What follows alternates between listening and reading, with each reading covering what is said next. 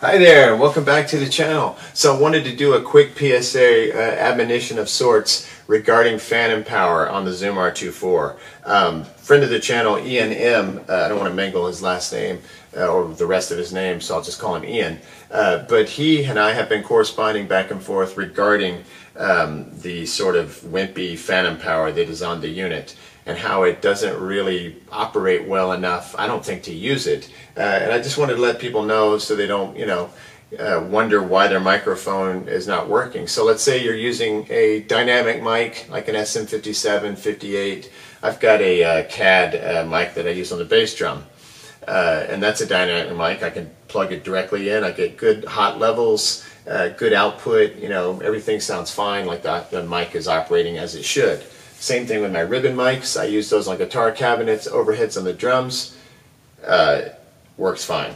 You put it in one of the input strips or the channels. You can use the gain. You can get it up to unity gain on the channel, and then use some extra gain to get whatever you need. Seems to work fine. The unit has phantom power. You engage it and you try to use something like a AKG P220, a large diaphragm condenser mic, and suddenly the mic sounds like wimpy, almost out of phase, like you're not getting full power. It's just, starved kind of sound.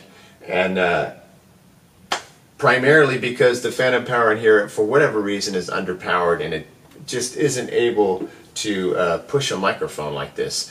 And so Ian pointed out that if you go into tools, and I remembered this, so you go to the tool setting, because I actually I read about this when I was struggling with it over on the Zoom forum back in the day. This is when that was still going, and it might still be, but the original forum that I used to go to I haven't seen in a while.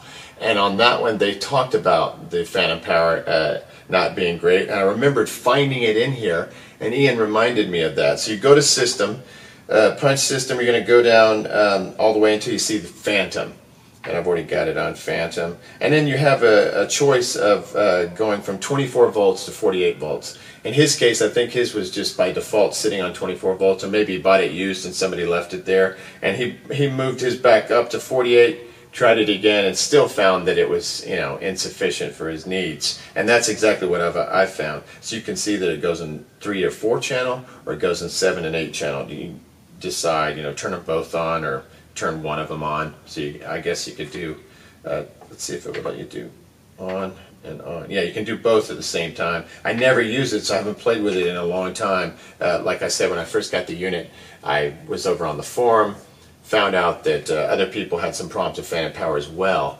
and that's when I remembered seeing this. But alas, it does not. It doesn't make any real difference, it would make a difference to go from 24 to 48, but for whatever reason, being on 48 volts is still not enough of a, micro voltage boost in order to get the microphone to perform correctly. I would like to say there's a hack or a workaround within the machine that I could quickly tell you about, and you'd be off and running and it would all work fine, but that is not the case. My workaround has just been to use a external microphone preamp, and at the time these were talked about over on the home recording forum, Rane MS1 series. They have an MS1 and MS1B, and they're way out of stock. Or out of print. I know Rane still exists, but I don't think they've made this in years. But you can still find them used. I found them under $100 all day long on Reverb, eBay, whatever.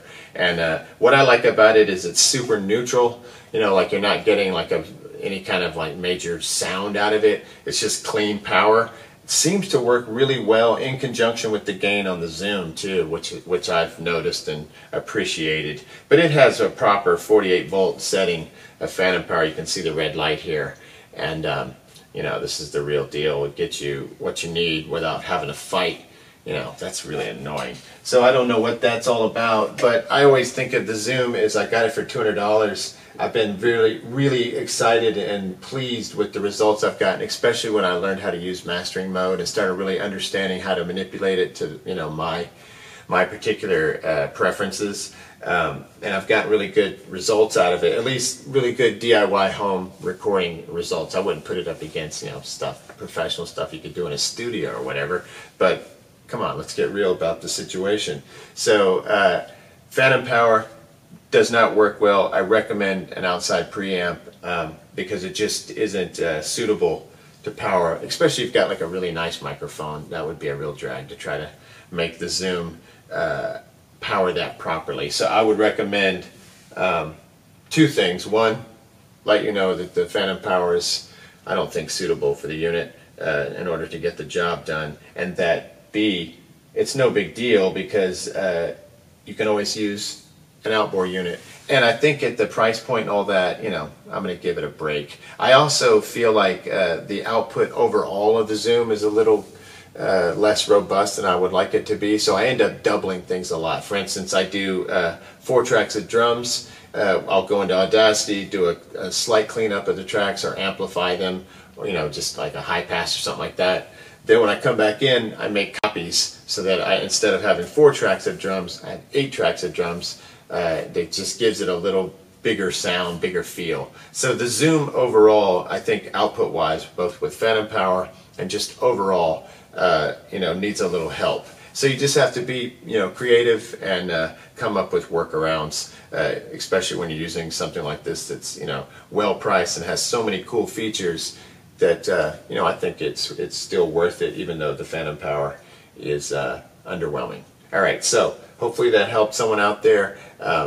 Feel bad that Ian had to go through it, but that helped me to remember the problem. Every time somebody tells me something, A, I learned something new, and B, I'm reminded of something I've already gone through with the Zoom that I've already forgotten about, but still important and, you know, useful for other people that are trying to use the unit and are getting confused because they get good results with some microphones and poor results with others. All right, hopefully that helped.